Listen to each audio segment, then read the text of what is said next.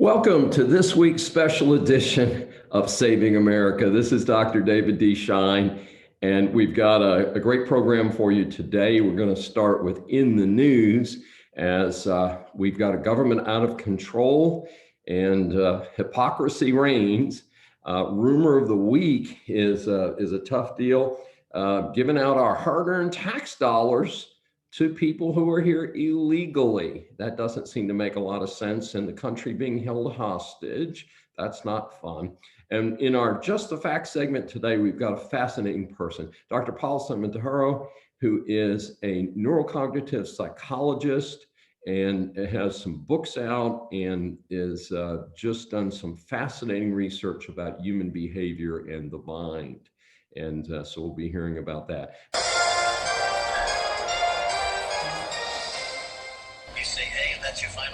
But to get started today, let's talk about what's in the news. And as usual, I always want to check my notes here, make sure that we cover all of this incredible stuff that's going on. Incredible, not good, unfortunately. But we've got unequal justice. And it's interesting that we're prosecuting Derek Chauvin, the policeman who visibly, put his knee on the neck of George Floyd.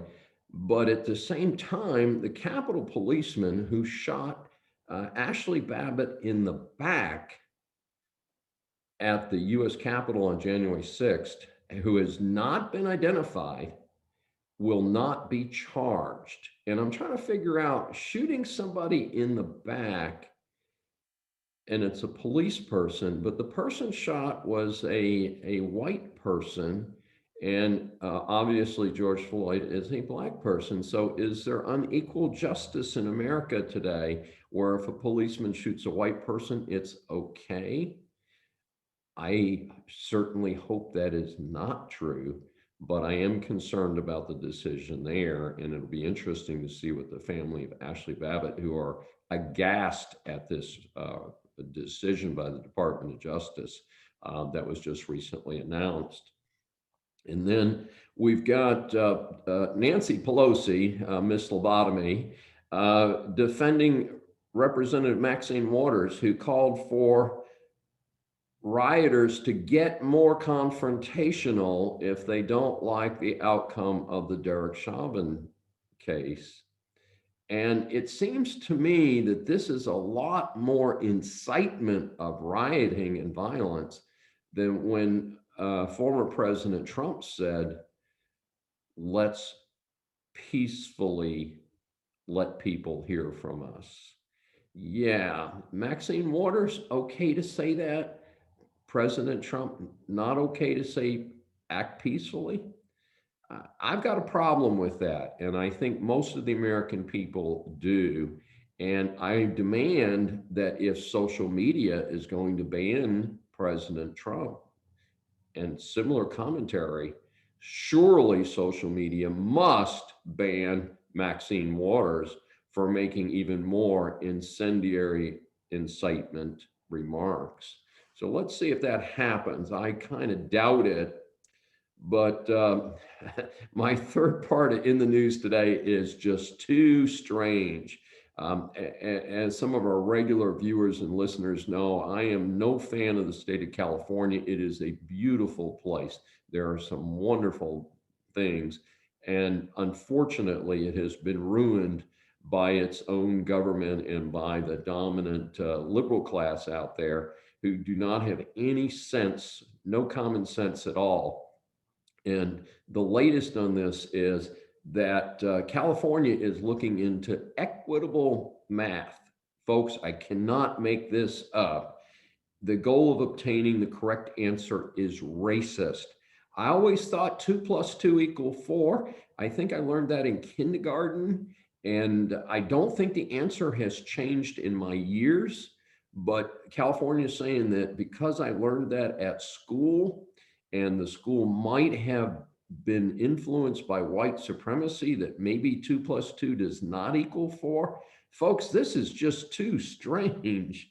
So I can't make this stuff up, but that's the state of California looking at equitable math And then our fourth piece from Just the News today is uh, one of the White House people that they appointed said that the founding documents, meaning the Declaration of Independence and the Constitution, are white supremacist documents. And the White House is defending the ambassador they appointed who said that. Folks, the United States is in trouble. We need to be saving America from the current crazies that are operating around here. In fact, Mr. Biden said she is exactly the right person in that role in this moment in time. I'm sorry, it's contrary to everything that I know about being a patriotic American. Just a tough deal. You are the weakest link. Goodbye. Let's take a look at our rumors of the week. So we're giving our hard-earned dollars to illegals and to other countries. And I can't make this stuff up, folks. Vice President Harris traveled to Guatemala and Mexico. She hasn't been to the southern border. She was put in charge of that some weeks ago, has not been to the southern border, says she's not planning to go.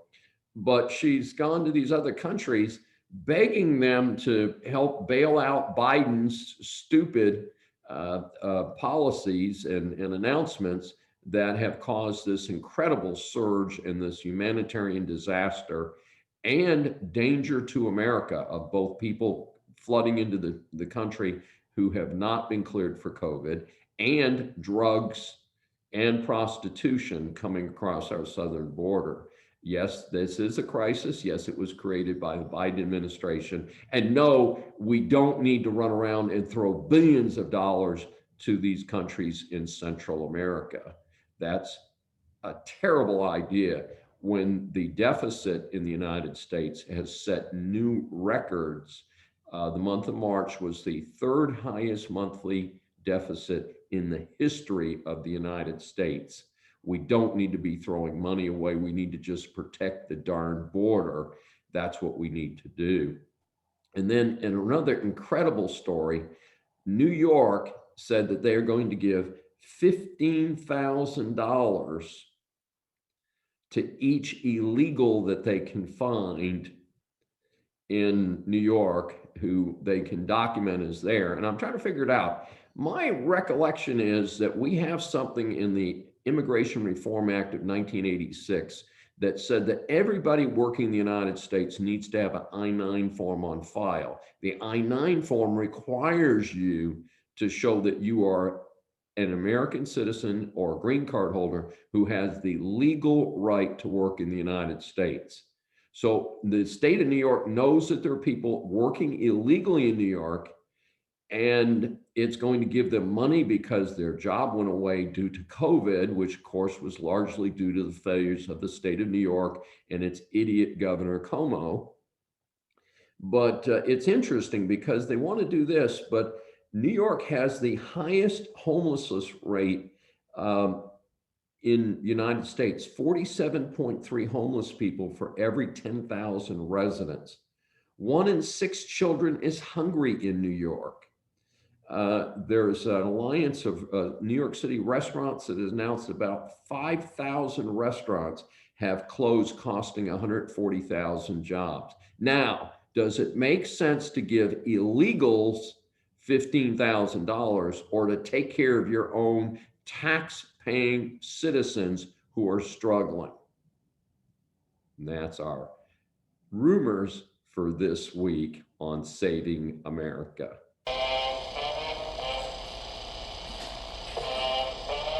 Just the facts, ma'am. Welcome to part 3 of Saving America. This is our segment that we call Just the Facts, and we've got a great guest for you today, Dr. Paul Sambataro, and he is a neurocognitive scientist and author. He's got some fascinating research on human behavior, and he's the head of the Houston Behavioral Health Institute, and he is going to tell us something about all of those things, and we're going to try and condense that into our normal 10 to 12 minutes here. Welcome, Paul. Thank you, David, and I hope you don't mind me using your first name. I Absolutely not. okay, I appreciate that. I am. I have a doctorate in neurobehavioral psychology. So just to be absolutely specific with that, but it is pretty much all the same. And so I think we just start off with, what does a neurobehavioral psychologist do? And I think what's just easiest to just take a brief paragraph from a definition. I have here: a behavioral neuroscientist examines the neuropsychological processes that serve as an undercurrent in functional relationships between behavior and the environment. So as a neurobehavioral psychologist, we are involved with a lot of multidiscipline departments. And it crosses a lot of boundaries that, in my experience and my background, have left gaps in communication with issues that may be interrelated. So in this segment, what we have done is try to cross those gaps with not only the understanding of these disciplines, but it's also related to the science behind what we have developed, which is the emotional budget program. So, as I understand it from your website, is you work with children, adolescents, and adults, and that sounds like a pretty broad range. So, there's no specific age limit to the services you provide. Oh, absolutely not, David. This is one of the most important factors. To begin with, I think if we could just go back one moment and consider this the foundational process on which the others to be built. What I have, my experience with working with children and as a school psychologist, working in clinical situations, and also as someone who's been educated in clinical psychology, one of the important aspects of this was to develop something that provided across gender, across types, and the only way to really have done that is to work directly with the brain. Because in each individual, the brain is the function for the behavior. And because all our brains do similarly the same thing, then what we have developed is a science-backed program that works on every individual, because it's similarly working with the brain that has the similar functions around the globe. And so, what type of problems would your approach deal with? Like, who is a typical client or patient? Ironically, it's as varied as necessary, because it works with every individual. Every individual has a brain. Mhm. So it reminds me of the Yellow Brick Road, in which the straw man is searching for his brain. And there is some irony in that. That is exactly what we are doing. We are searching for the brain as the foundation of function, which is the foundation of behavior. In other words, with our other departments, they have sometimes been focused on trying to change function with behavior. That in another institution, that we would call that incarceration. So when we incarcerate and we call it rehabilitation, we are looking to change function of the brain through what we would describe as modifying behavior. So when we try to modify behavior, we're trying to suggest that we are also changing a person's how they think and what they're going to do. And we know that recidivism rates on average across the United States, although it may vary, is about 77%. In other words, only 23% actually come away with something that may be changed or not reoffend. And this is an indication that that is actually the rate at which, whether you incarcerate or not, or you try to change someone's behavior, you only have basically a 17 to 27% chance of having that person change his behavior. And this is across medication or alcohol and drug rehabilitation, any kind of psychological counseling is still within that range. And that's from mega data research. And it also, unfortunately, is similar to if there's no treatment at all. Now, of course, there's anecdotal differences, there's this or that, but that's, if you look at it across all the scientific research, you come to that kind of conclusion. Wow, fascinating. Paul, we're going to shift gears just a little bit and tell us about your book, The Emotional Budgeting Workbook, and who might be interested in reading that. Okay, so we have, in regards to this whole process of the brain and working to change behavior through function, and that is the cognitive development, that's what this emotional budget workbook is aimed at. And we did it because it is actually the antidote. When the book Bipolar War and Autism Revolution is completed, those can be used as predictors because it describes the science behind that. And the science behind that is predictability, because you now know the assessment of an individual along these brain development. It is actually very predictable on people's behaviors. But rather than have that available for a few, we have gone to the antidote, which is the emotional budget workbook for every individual, because as every individual works through this book, it works on the brain. The brain utilizes the files, it works to build files for the emotional part of the brain, just as if we built financial files for ourselves to strategize and problem solve for money and financial planning. We have done that with the emotional portion of our thinking. And if we look back through history, no matter how far you go, you can see that things have been repetitive, except for in the finances. You see how financial development has changed our world, but we have done nothing for the emotional processing of our brain.